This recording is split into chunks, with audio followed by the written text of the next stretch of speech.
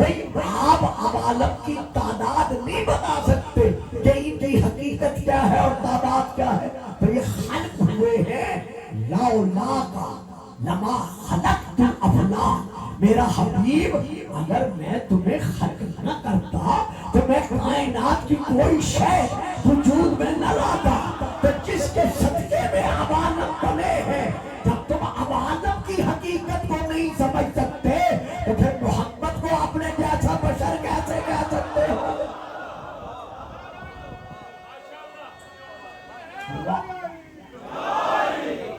بات سمجھ میں آئی ہے؟ اچھا ذرا درود پڑھ دے صلوات.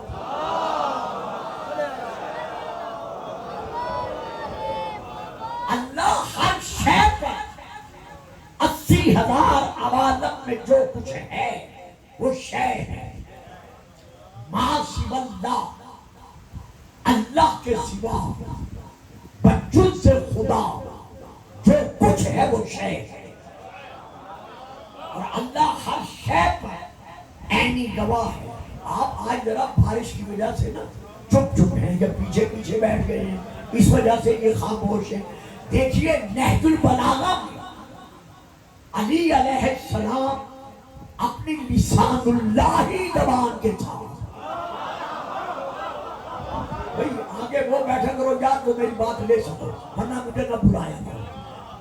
نہج البلاغہ میں حضرت علی علیہ السلام اپنی نہج البلاغہ میں لسان اللہ زبان کے ساتھ اللہ کی بارگاہ میں عرض کر رہے ہیں، اے وہ ذات جو رات کی تاریکی میں، سیاہ رات میں، کالی رات میں، کالے رنگ کے پتھر پر کالے رنگ کی بھیگنے والی کیڑی کو دیکھ رہی ہے.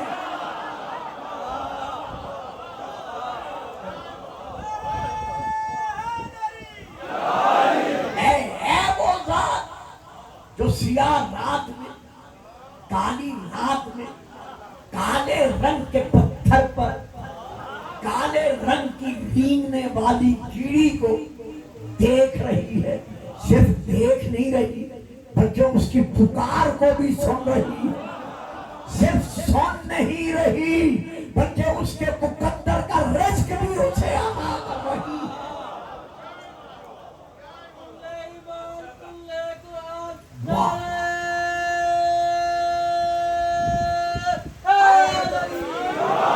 دیکھا آپ نے اللہ ہر شے پر عینی گواہ ہے، ہر شے کو دیکھ رہا ہے. ابھی میں نے آیت پڑھی تھی نا سورہ یونس کی کہ اللہ تمام اولاد آدم کے ایک ایک فعل اور عمل پر عینی گواہ ہے. اللہ دیکھ رہا ہے کہ کام شب ہجرت نیزوں کے سائے میں، تیروں کی بوچھاڑ میں، پتھروں کی زد میں، ملک الموت کے پہرے میں اپنی جان کو جانے دو عالم پر نثار کر کے، اپنی جان کو جانے دو عالم پر نثار کر کے اپنا ایمان بنوا رہا ہے. اور اللہ یہ بھی دیکھ رہا ہے کہ کون رقبہ کی گھاٹی میں محمد کے قتل کا منصوبہ بنا رہا ہے.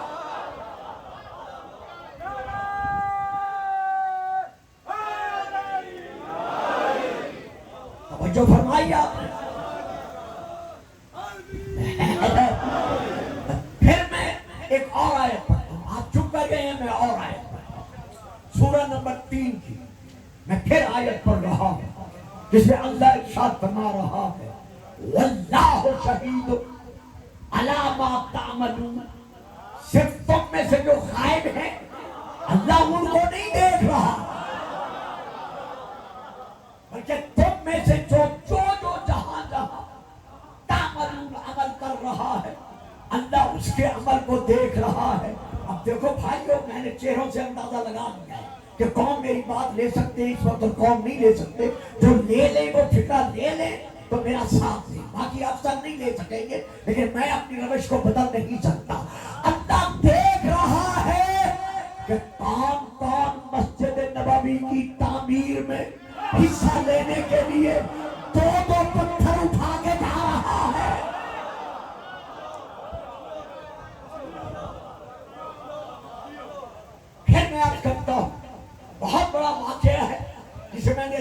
سمو دیا ہے. اب بچے قاصر ہیں بیچارے ساتھ دینے سے کہ کون مسجد نبوی کی تعمیر میں دو دو پتھر اٹھا کے جا رہا ہے, ایک اپنے حصے کا ایک نبی کے حصے کا.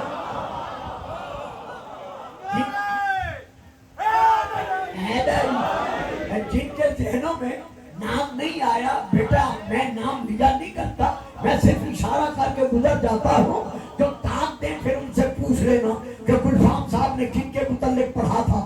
یہ وہی صحابی ہے جس کے لیے رسول فرما گئے ہیں تقتلک الفئۃ الباغیہ, کہ تجھے ایک باغی گروہ قتل کرے گا. تو اب میں پھر فکرہ دے رہا ہوں, اللہ دیکھ رہا ہے کہ کون مسجد نبوی کی تعمیر میں حصہ لینے کے لیے دو دو پتھر اٹھا کر جا رہا ہے, اور کون مسجد زرار کو بنانے کے لیے اپنے نفاق کو ظاہر کر رہا ہے. اب آپ نعرہ نہیں لگائیں گے, چپ کر کے بیٹھے رہیں گے.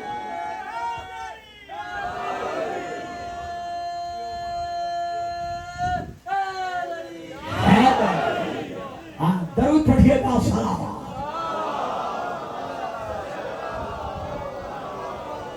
لیجیے اب ہم پھر اس سے آگے بڑھتے ہیں. جب ہم پر یہ ظاہر ہو گیا کہ اللہ ہر شے پر عینی گواہ ہے, تو اللہ نے اپنے آپ کو اللہ منوانے کے لیے ساری پٹی خاموش بیٹھی ہے. اللہ نے, اسی لیے میں نے آپ سے کہا تھا آگے آ جائیں, اللہ نے اپنے آپ کو اللہ منوانے کے لیے جن ذوات مطہرہ کو نبی بنا کر, رسول بنا کر, خلیفۃ اللہ بنا کر, ولی اللہ بنا کر, امام الہدیٰ بنا کر اس عالم میں بھیجا, ان سب کو اپنی اس صفت رؤیت کا, یعنی دیکھنے والی صفت کا مظہر بنا کے بھیجا.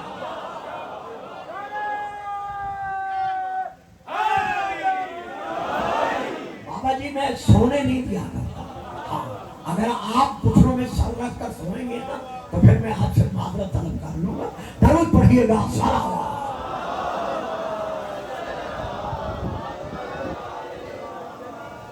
سبحان اللہ. اب اللہ نے جسے جسے اس عالم میں اپنے آپ کو منوانے کے لیے بھیجا ہے, اسے اپنی صفات کا مظہر بنا کے بھیجا ہے. کیوں؟ تاکہ لوگ اس کو دیکھتے جائیں اور مجھ ان دیکھے کا کلمہ پڑھتے رہیں.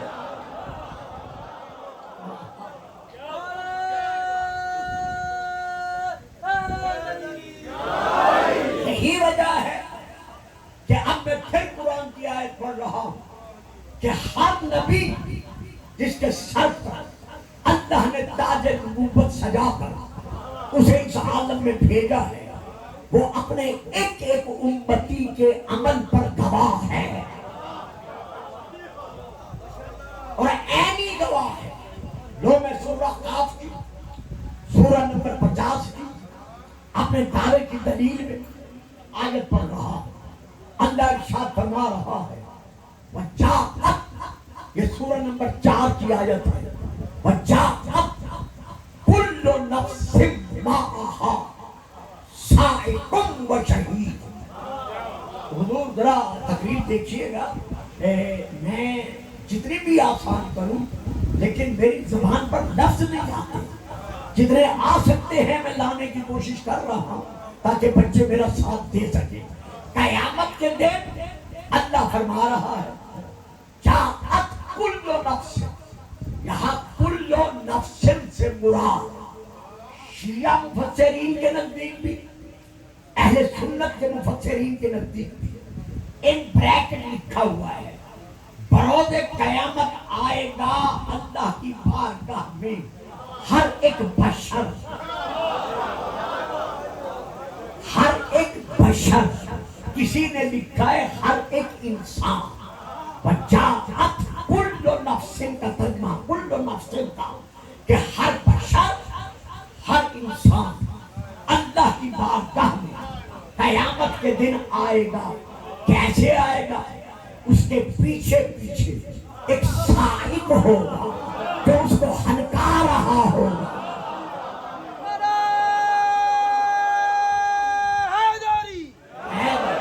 جو اس کو آگے بڑھا رہا ہوگا، جو اس کو ہنکا رہا ہوگا، اور اس کے ساتھ ساتھ شہید ایک اس کا گواہ ہوگا۔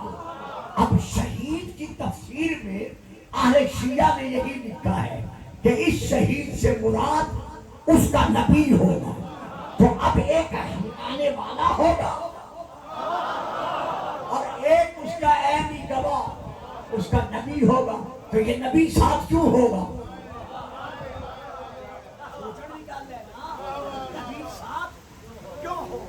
اس لیے ہوگا کہ جب یہ شخص، یہ بشر اللہ کی بارگاہ میں پہنچے گا تو اس کا نامہ اعمال اس کے بائیں ہاتھ میں دیا جائے گا۔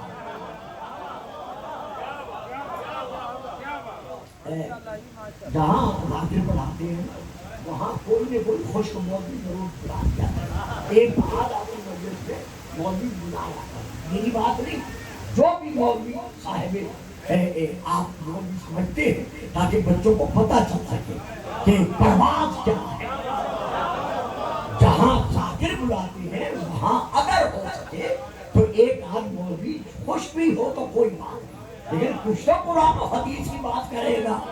درود پڑھیے گا صلوات۔ تو وہ نبی اس کے ساتھ کیوں ہوگا؟ اس کے بائیں ہاتھ میں نامہ عمل دیا جائے گا۔ بچوں شاید آپ کے علم نہیں ہے، یہ بزرگ سارے جانتے ہیں جو مجالس سننے کے آتے ہیں، کہ جس کے اعمال میں نیکیاں ہی نیکیاں ہوں اس کا اعمال نامہ دائیں ہاتھ میں دیا جائے گا، اور جس کے اعمال نامے میں برائیاں ہوں گی اس کا نامہ عمل اس کے بائیں ہاتھ میں دیا جائے گا۔ تو جب اس کے بائیں ہاتھ میں نامہ عمل آئے گا، دیکھے گا یہ بھی برائی ہے، یہ بھی بدی ہے، یہ بھی شرارت ہے، یہ بھی نیکی نہیں ہے، کہے گا یا اللہ میں نے تو ساری زندگی نیکیوں میں بسر کی۔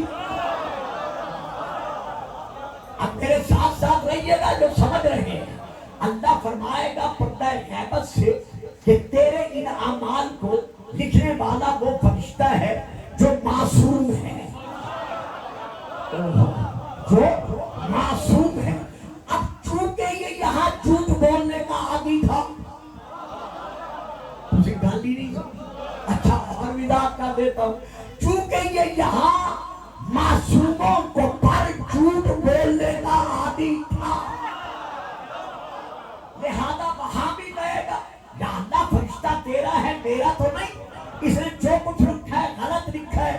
جب یہ وہاں معصوم پر جھوٹ کا الزام لگائے گا تو اب نبی آگے بڑھے گا، بڑھ کر کہے گا یا اللہ میں عینی گواہ ہوں۔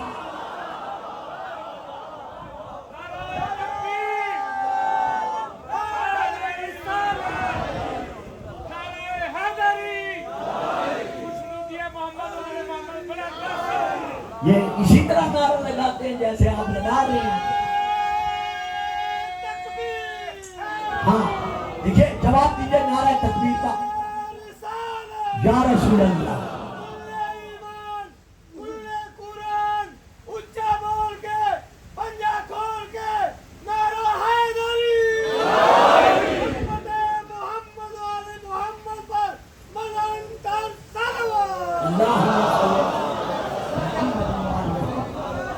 واضح ہو گیا کہ ہر نبی اپنے اپنے امتی کے اعمال پر گواہ ہے اور عینی گواہ ہے۔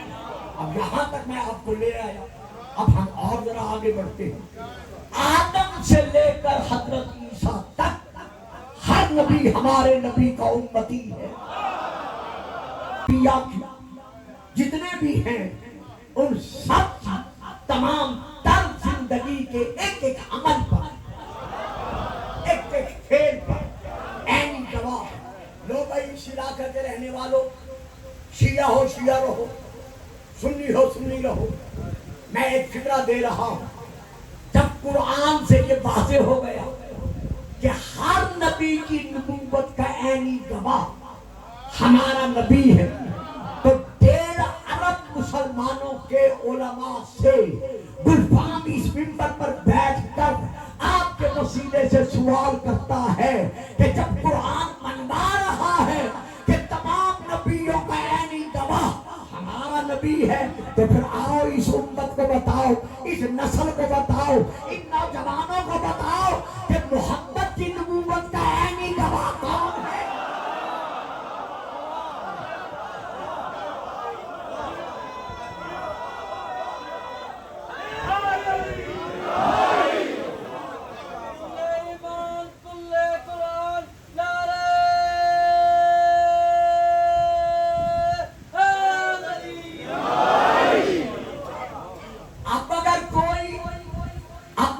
مجبوری کے سبب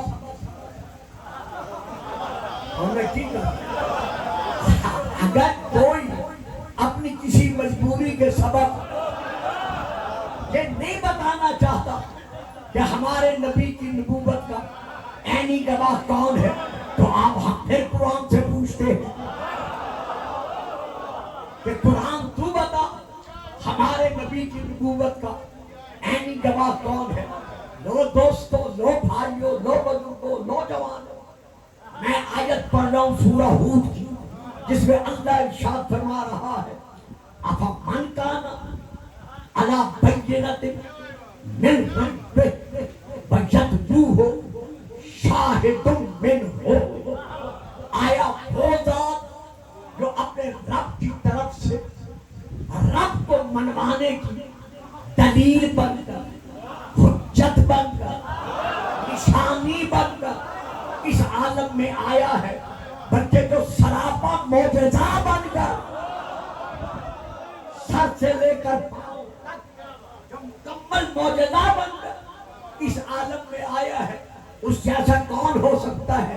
علامہ مودودی صاحب نے بھی، شیعہ علماء کے علاوہ باقی علماء اہل سنت نے بھی یہی لکھا ہے کہ بینہ سے مراد ہمارے رسول پاک ہے۔ تو اب آگے کیا ہے؟ یتلو ہو، تلا یتلو، اس رسول کے قدم بقدم، پیچھے پیچھے، بلا فاصلہ۔ واہ بھئی واہ، یا تھوڑے چپ رہے ہیں تو بھی سب، اس نبی کے پیچھے پیچھے قدم بقدم بلا فاصلہ ایک گواہ آ رہا ہے۔ تو اس نبی کے آنے والے گواہ کی علامت کیا ہے، نشانی کیا ہے، آیت کیا ہے؟ وہ ہے کون؟ من ہو، وہ رسول میں سے۔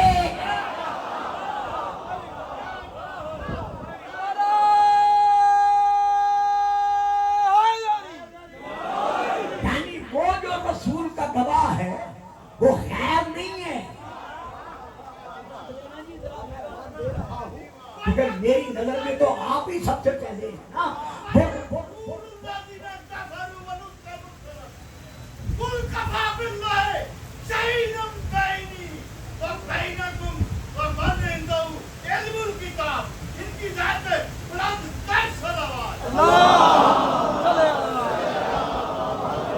یہ آیت ہے میرا حبیب یقول الذین کفروا لست مرسلا، یہ جو کافر ہیں نا یہ کہتے ہیں تو اللہ کا رسول نہیں ہے۔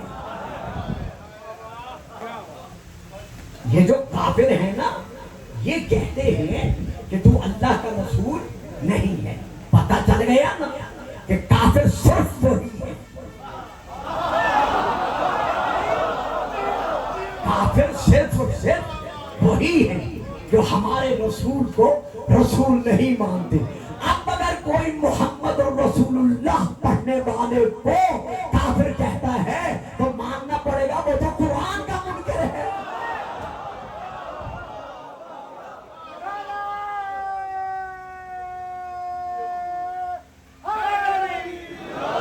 یقول الذین کفروا لست مرسلا، یہ کافر کہتے ہیں کہ تو اللہ کا رسول نہیں ہے۔ قل میری طرف سے ان کافروں کو جواب دے دے، کفا باللہ اللہ شہید بین و بینکم ومن عنده علم الکتاب، کہ تمہارے اور میرے درمیان میری نبوت کا ایک گواہ اللہ ہے، اور دوسرا گواہ وہ ہے جس کے سینے میں تمام کتابوں کا علم ہے۔ اور سنی بھائی لکھتے ہیں صرف قرآن کا علم ہے، تو بتاؤ وہ کون ہے؟ ساری چھوٹا جاتے ہو یار، بتاؤ پھر وہ گواہ کون ہے جس کے سینے میں مکمل قرآن کا علم موجود ہے؟ اگر نہ بتاؤ تو یہ ہے تفسیر روح المعانی جلد نمبر 7، حضرت علامہ آلوسی علیہ الرحمہ کی اہل سنت کی تفسیروں میں سے بہت بڑی تفسیر۔ اس میں علامہ آلوسی علیہ الرحمہ لکھتے ہیں کہ لوگوں، یہ عالم الکتاب کوئی شرقی نہیں ہے، غربی نہیں ہے، جنوبی نہیں ہے، شمالی نہیں ہے۔ المراد من، من سے مراد علی کرم اللہ وجہہ۔ یہ عالم الکتاب کل بھی نبی تھا اور آج بھی۔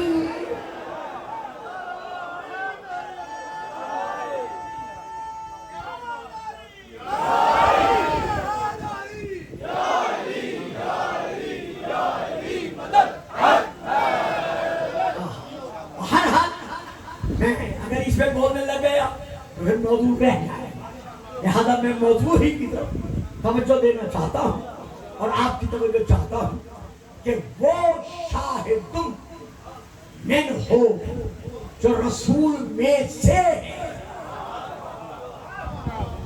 وہ گواہ کون ہے؟ اب اہل سنت بھائیوں کے مفسرین نے لکھا ہے اس گواہ سے مراد ہے جبرائیل، یعنی انہوں نے یہ لکھا ہے کہ اس گواہ سے مراد ہے جبرائیل۔ ہم کہتے ہیں حضور آپ بے شک اپنے علم کے مطابق جبرائیل کو کہہ دیا کہ وہ رسول کی نبوت کا گواہ ہے، ہم آپ سے کچھ نہیں کہتے، لیکن جب آپ ہم سے کہیں گے کہ تم بھی اسے مانو، کہ وہ نبی کی نبوت کا گواہ ہے، تو ہم کہیں گے آیت پھر آیت میں گواہ کی شان کیا ہے، مقام کیا ہے؟ وہ لے دے کے رشتہ دار نہیں بنا۔ اچھا، وہ لے دے کے رشتہ دار نہیں بنا، اور فکر بدل دوں، وہ سببی رشتہ دار نہیں ہے، بلکہ وہ من ہو، میری طرف دیکھیں، من ہو، وہ رسول میں سے ہے، اس کی اصل اور رسول کی اصل ایک ہے، نسل ایک ہے، حسب ایک ہے، نسب ایک ہے، ذات ایک ہے، گلدستہ صفات ایک ہے، خون ایک ہے، روح ایک ہے۔ اگر وہاں دیکھو تو نورانی جلوہ ایک ہے، اگر یہاں دیکھو تو شجرۃ الطیبہ ایک۔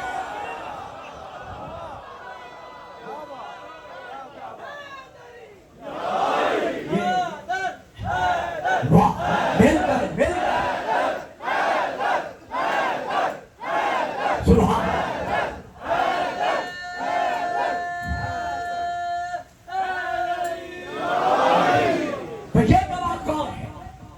جو شاہد منہ ہے، کہا جاتا ہے جبرائیل۔ ہم کہتے ہیں ذرا ٹھہرے، اگر آپ کہیں گے کہ جبرائیل رسول کی رسالت کا عینی گواہ ہے، بھائی توجہ یار میری طرف ہے، دیکھو بات گزر جائے گی اور آپ کے ذہنوں میں نہیں بیٹھ سکے گی۔ اگر جبرائیل کو کہو گے شاہد منہ یہ ہے، رسول میں سے یہ ہے، تو پھر آپ بھی مانتے ہیں، شیعہ بھی مانتے ہیں کہ سدرۃ المنتہا پر شب معراج جبرائیل رک گیا۔ واہ جی واہ جی، سدرۃ المنتہا پر شب معراج جبرائیل رک گیا۔ جب رک گیا تو رسول نے فرمایا کہ جبرائیل آگے کیوں نہیں بڑھتا؟ کہتا ہے لو تجاوزت عن ملۃ لاحترقت، اگر انگلی کے پورے کے برابر بھی میں آپ کی جگہ پر قدم رکھ دوں تو میں جل جاؤں گا۔ اس لیے میں آگے نہیں بڑھ سکتا. اب مجھے معلوم نہیں کون میری بات لے گا کون نہیں لے گا، لیکن میں دے رہا ہوں.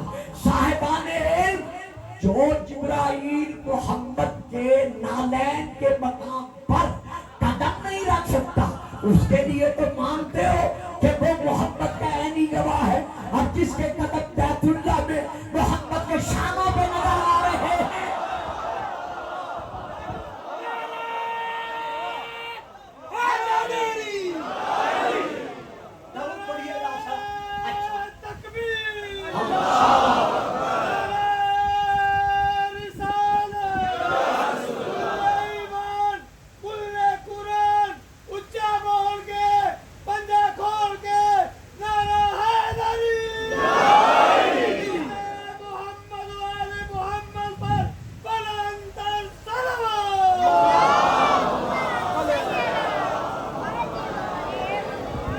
یہ دیکھیے میں چند اہل سنت کتابوں کے نام لے رہا ہوں.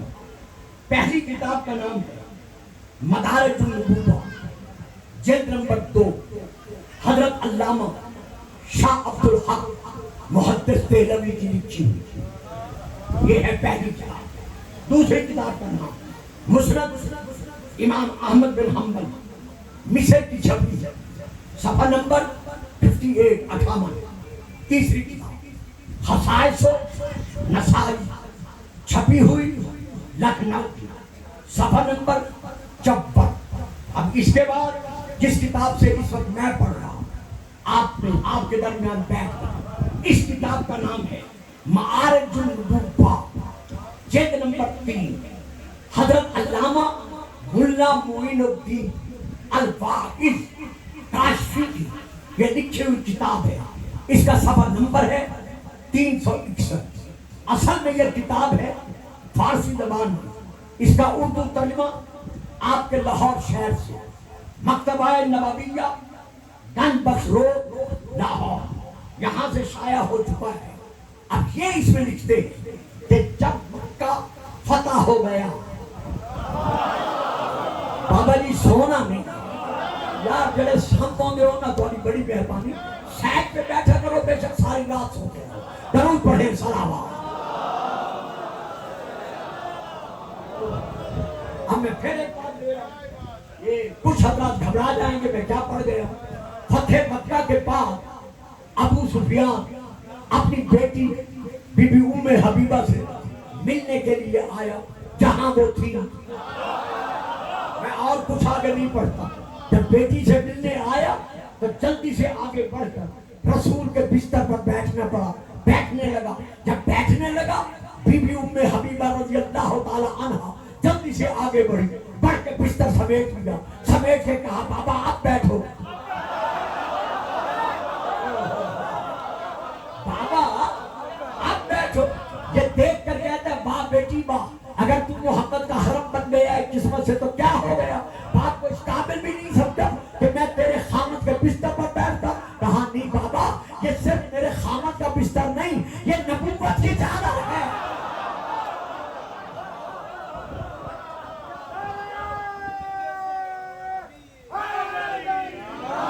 اور ایک طرف وہ ہے جو محمد کے بستر پر نہیں بیٹھ سکتا، اور دوسری طرف وہ ہے. یہ کتاب کا حوالہ جو میں آپ کو دے چکا ہوں کہ جب مکہ فتح ہو چکا اور رسول خدا نے بیت اللہ سے غاصبوں کو نکالنا شروع کیا،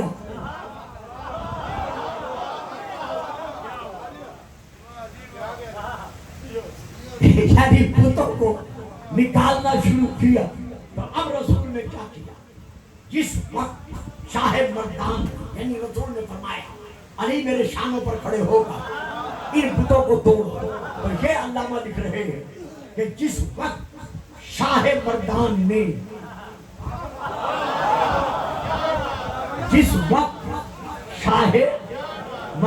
نے تو اب شاہ مردان کا ترجمہ کیا ہے؟ مانا چاہیے شاہ مردان کا رات دن پڑھتے ہو شاہ مردان. بچوں شاہ مردان کا مانا کیا ہے؟ یعنی تمام کائنات کے مردوں کا بادشاہ. اور بابا مرد تو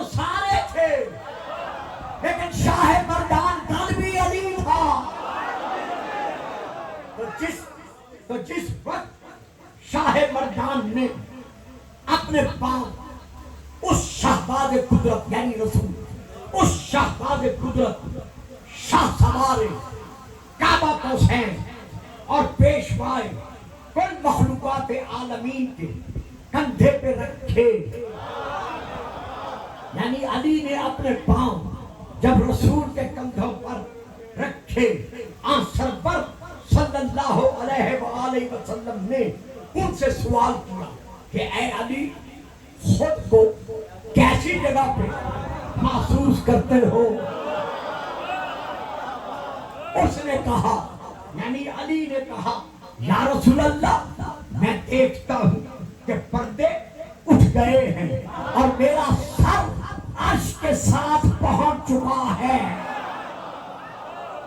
اور اس کے بعد مولانا لکھتے ہیں کہ آپ نے عرض کیا یا رسول اللہ، اور جس چیز کی طرف ہاتھ بڑھاتا ہوں اگرچہ وہ تمام آسمان ہی کیوں نہیں میرے قبضہ اقتدار میں ہے. اس کے بعد پھر مولانا لکھتے ہیں کہ رسول پاک نے علی سے ارشاد فرمایا، اے علی کیا عمدہ ہے تیرا وقت کہ تو حق کا کام کرتا ہے، اور کیا عمدہ ہے میرا حال کہ میں نے حق کو اٹھایا ہوا ہے.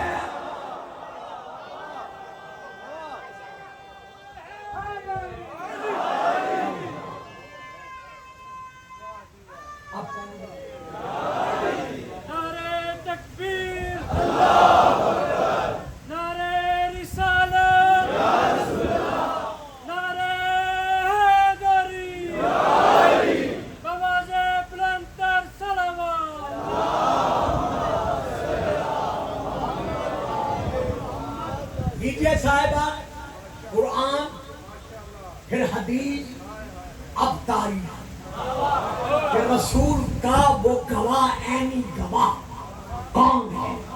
تو اس کی تعریف کیا ہے قرآن میں؟ بولتے نہیں ساری گھنٹہ میں پڑھ گیا.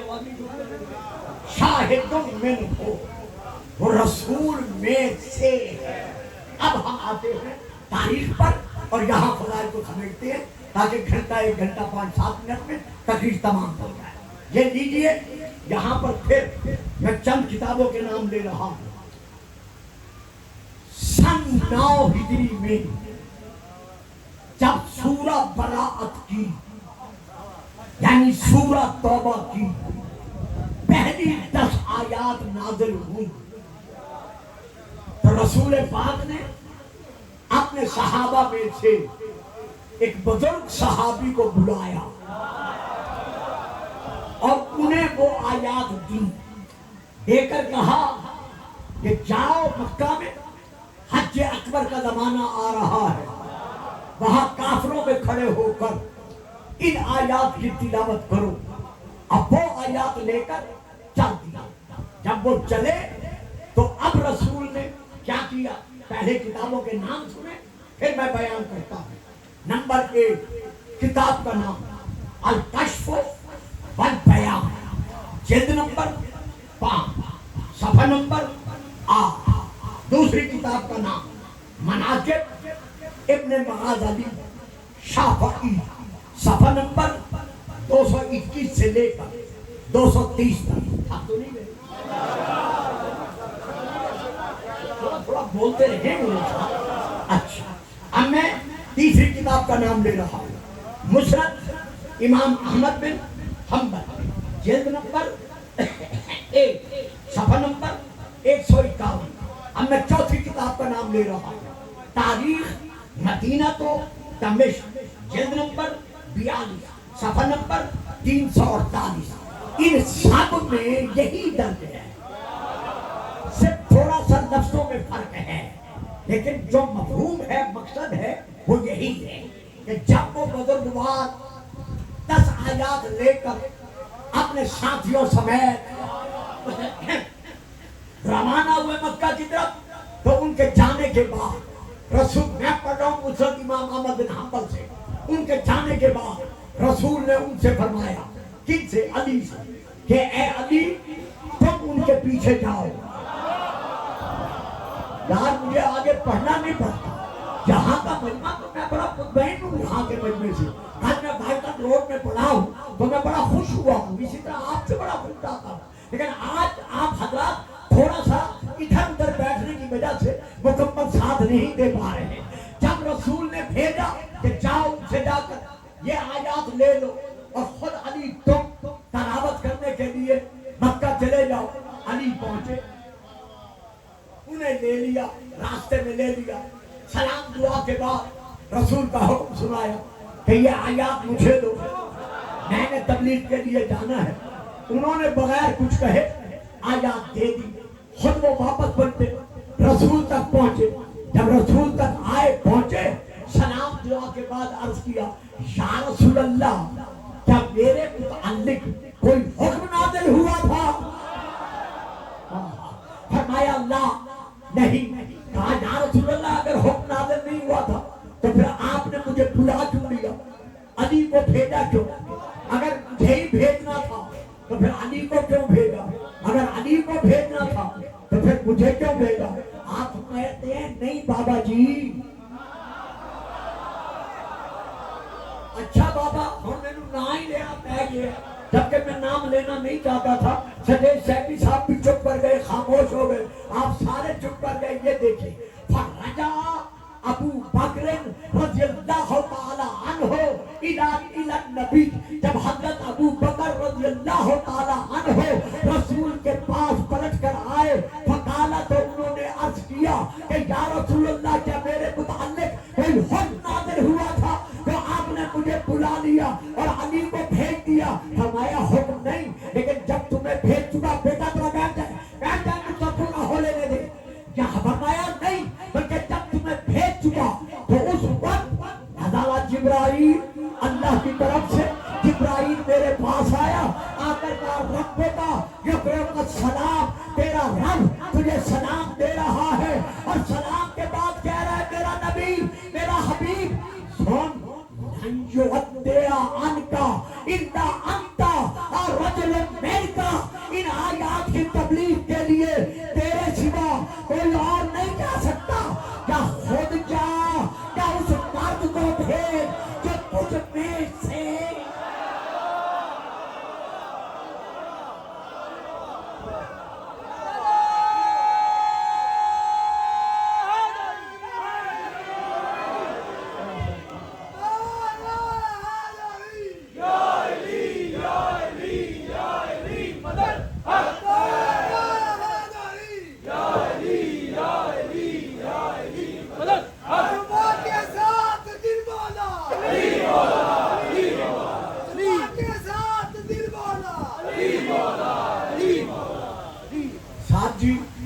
ज्यादा से ज्यादा 2.5 मिनट या 5 मिनट मैं आपसे उधार लेना चाहता हूँ, एक सवाल का जवाब देने की। अगर आप साथ दे सके तो मैं अर्ज करूँ। ज्यादा टाइम नहीं, घंटा गुजर गया है, ज्यादा टाइम नहीं, ज्यादा से ज्यादा 2.5 मिनट या 5 मिनट। लेकिन सोने वाले नहीं समझेंगे, समझेंगे वही जो जाग रहे हैं।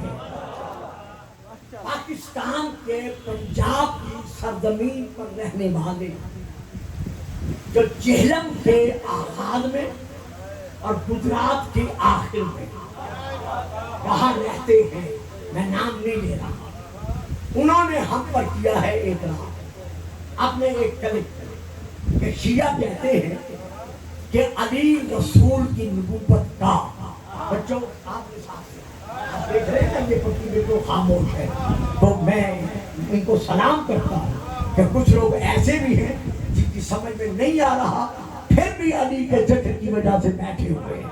दरूद पढ़िएगा, सलावत।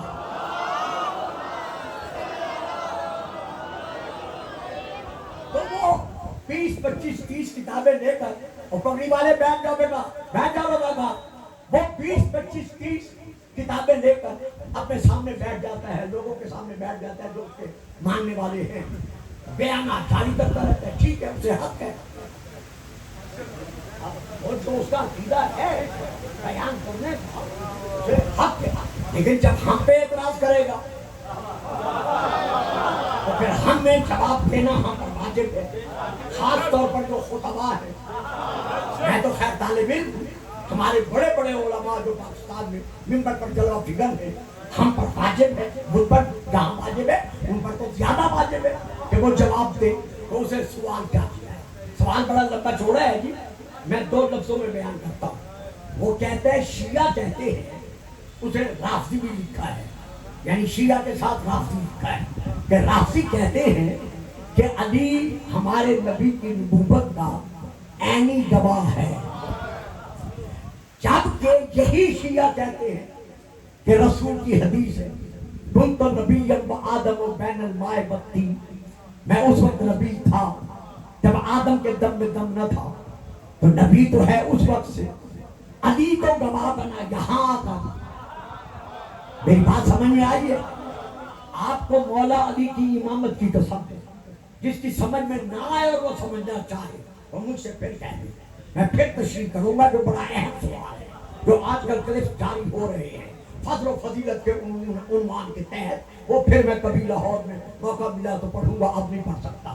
تو وہ یہ کہتے ہیں جب علی 10 سال کا تھا تب مسلمان بنا، تو محمد کا گواہ کب بنا؟ جب 10 سال کا تھا. 13 سال کا تھا جب دعوت ذرا شیعہ میں علی نے کھڑے ہو کر کہا تھا کہ یا رسول اللہ میں آپ کا وزیر ہوں، میں آپ کی مدد کا اعلان کرتا ہوں. تو اس وقت 13 سال کا تھا. تو علی محمد کا بڑی پیاری بات ہے، اللہ جانے میں کیسے سمجھا سکوں گا. علی محمد کی نبوت کا گواہ بنا اس وجود کے ساتھ اس دنیا میں آنے کے بعد. بات سمجھ آ گئی ہے؟ اچھا چلو اسے اور آسان کرو. فکرہ اس کا ہے اس لیے پڑھ رہا ہوں کہ علی محمد کا گواہ بنا اپنی ولادت کے بعد، یعنی جب پیدا ہو چکا، 10 سال کا ہو گیا، 13 سال کا ہو گیا، پھر محمد کی نبوت کا گواہ بنا. محمد نبی ہے اس وقت سے، جب وقت نہ تھا، شیعہ خود کہتے ہیں. تو پھر علی محمد کی نبوت کا گواہ کیسے بنا؟ یہ بہت بڑی بات ہے، میں اسے سمیٹ کر بیان کر رہا ہوں. ایک یہ دیکھیے اہل سنت کے بہت بڑے جنگل، دین کا ستون، دین کا پلر، جنہیں کہتے ہیں مجدد الثانی. یہ صاحبان علم جانتے ہیں، بچوں کو پتہ نہیں ہے. یعنی دین کو نئی روح، نئی زندگی دینے والا. یار اگر سمجھ آ جائے نا میرا ضرور ساتھ دینا، کیونکہ یہ جواب دینا میرے لیے واجب تھا. جیسے میں واجب ادا کرنا، ویسے آپ نے اپنا واجب ادا کرنا ہے. کہ مجدد کہتے ہیں دین کو نیا کرنے والا، روح پھونکنے والا، نئی زندگی دینے والا. تو ان کو کہا جاتا ہے مجدد الثانی. ان کا نام ہے شیخ احمد سرہندی. ان کی کتاب کا نام ہے مکتوبات الثانی، یعنی مجدد الثانی کے لکھے ہوئے خط، لکھی ہوئی تحریریں. ان تحریروں میں سے ایک تحریر ہے جس کا نمبر ہے 123. اس 123 نمبر میں حضرت مجدد الثانی یہ لکھ رہے ہیں کہ جتنے اقطاب ہیں، جتنے اقطاب ہیں، کتب اقطاب، جتنے اقطاب ہیں، جتنے اوتاد ہیں، جتنے ابدال ہیں، جتنے عام اولیاء اللہ ہیں، ان سب کے لیے اللہ تک پہنچانے والے راستے کا جو امام ہے وہ علی ہے.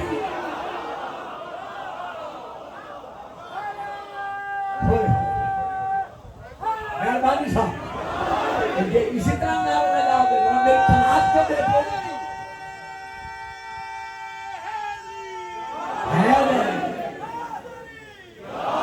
یعنی جتنے کتب اقطاب ابدال اور عام اولیاء ہیں، ان کی راہ وصل میں، یعنی راہ معرفت پر ان کو چلانے والا، اسے راہ سلوک بھی کہتے ہیں، اس راستے پر چلانے والا. اور ان کا یعنی ان کے سب کا اگر کوئی پیشوا ہے تو وہ کون ہے؟ ان کا کوئی سردار ہے تو وہ کون ہے؟ ان بزرگوں کا کوئی منبع خیر ہے تو وہ کون ہے؟ وہ صرف علی ہے. صرف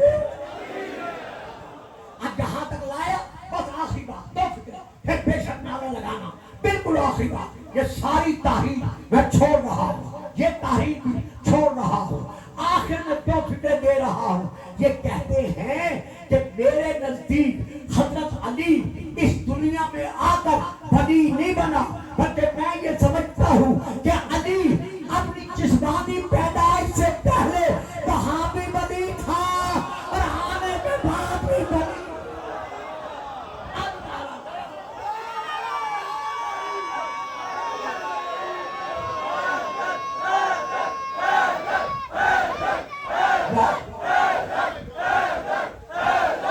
جیو سلامت رہو۔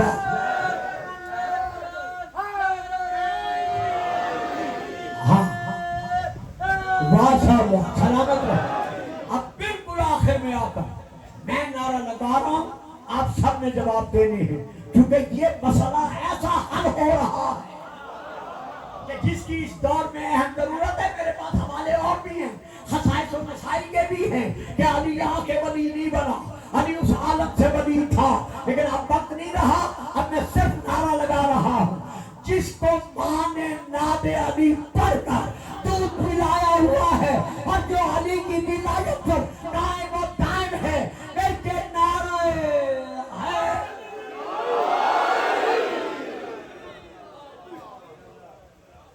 صرف علی ہی رسول میں سے نہیں، بلکہ فاطمہ بضعۃ منی وانا منہا، فاطمہ مجھ سے، میں فاطمہ سے۔ صرف فاطمہ ہی نہیں، الحسن والحسین، حسن اور حسین انہما منی وانا منہ، یہ دونوں مجھ سے اور میں ان دونوں سے۔ ذاکرین بہت مصائب پڑھ گئے، خدا انہیں زندگی اور تاثیر دے۔ میں آخر میں چند کلمات ادا کر رہا ہوں۔ رسول خدا کے جب وصال کا وقت قریب آیا تو آپ نے اپنی امت کے نام 6 وصیتیں کی۔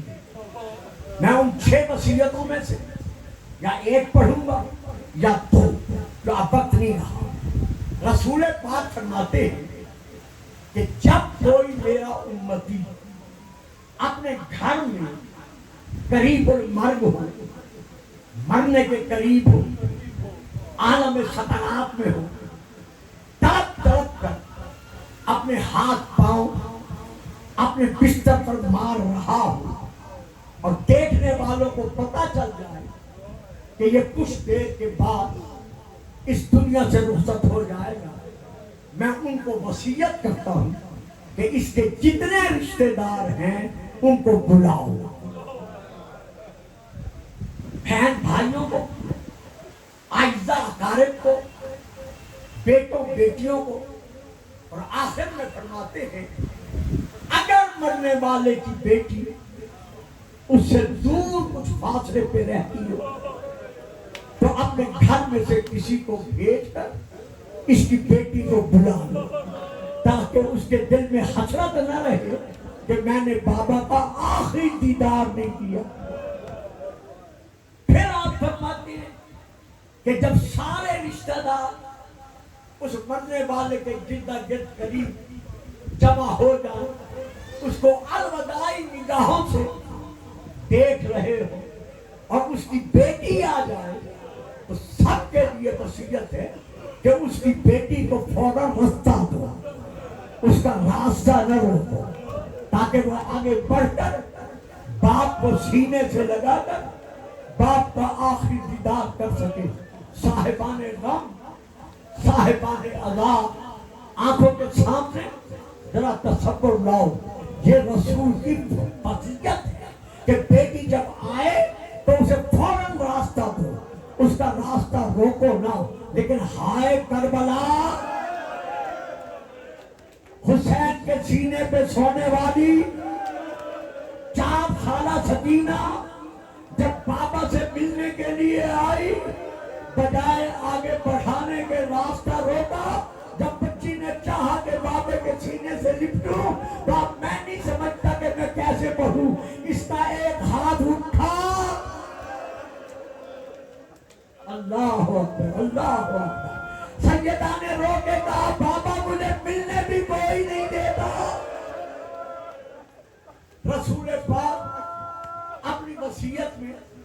ارشاد فرما رہے کہ جب کوئی مرنے والا مر رہا ہو تو اس کے سینے پر کوئی وزنی شے مت رکھو، کیونکہ اس سے اس کا سانس رکنے لگ جاتا ہے.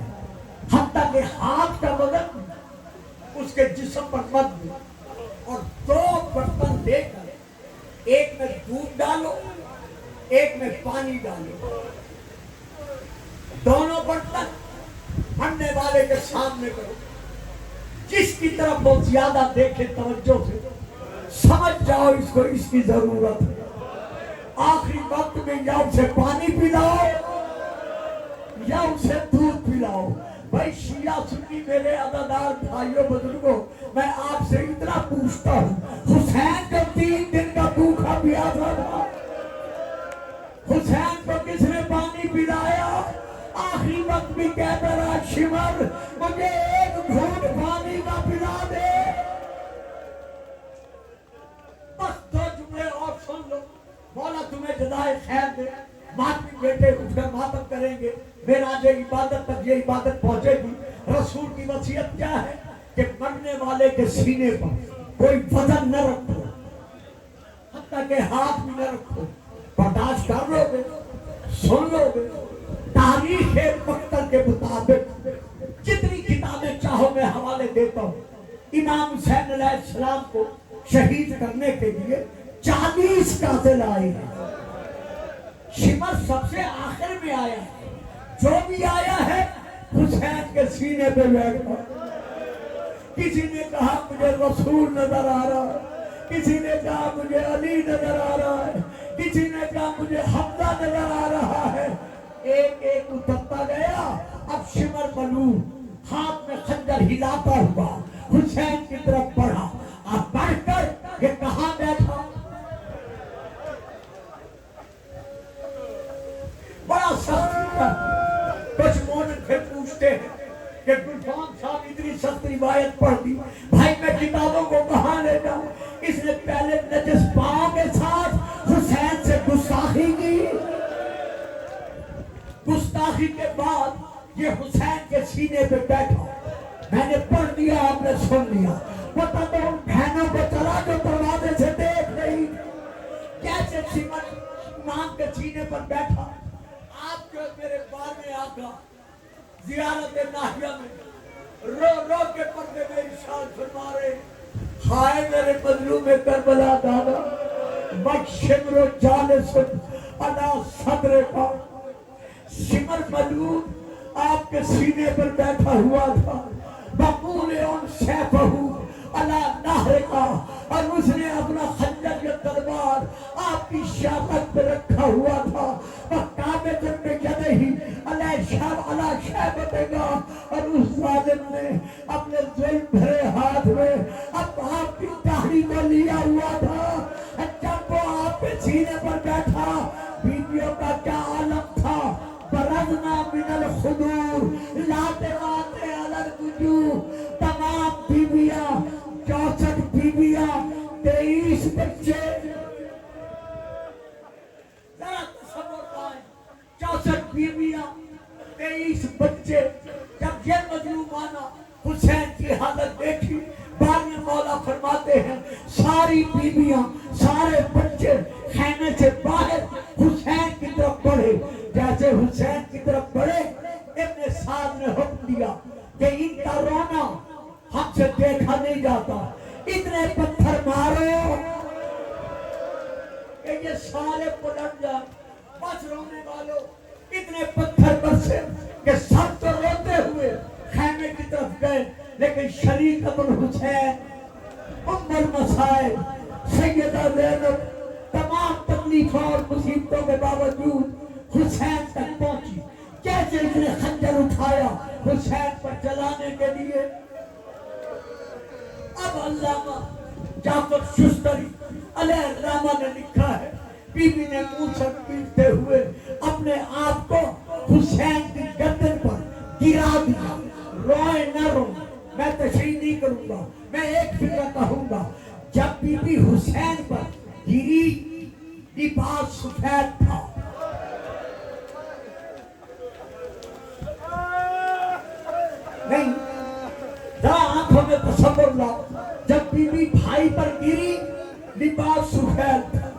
لیکن جب شمر کے روم سے اٹھی تو بیوی کا لباس سرخ ہو چکا تھا. اس ظالم نے ادھر خنجر اٹھایا, ادھر بیوی قلعہ زینبیہ پر کھڑی ہوئی, جیسے خنجر چلتا گیا رو رو کے کہتی گئی واہ محمدہ واہ علیہ واہ عباسہ, میرا حسین مارا گیا. ماتم حسین, ماتم حسین.